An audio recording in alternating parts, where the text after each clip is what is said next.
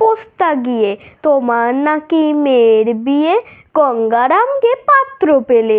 জানতে চাও সে কেমন ছেলে? মন্দ নয় সে পাত্র ভালো, রং যদিও বেজায় কালো। তার উপরে মুখের গঠন অনেকটা ঠিক প্যাঁচার মতন।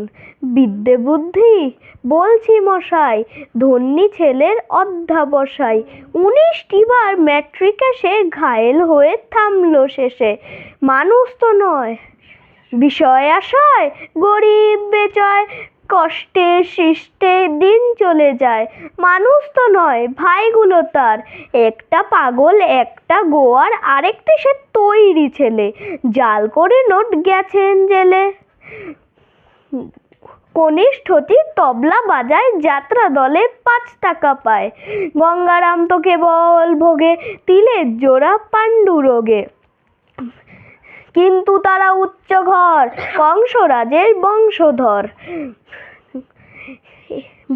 শ্যামলাহিরে বনগ্রামে কি যেন হয় গঙ্গারামের।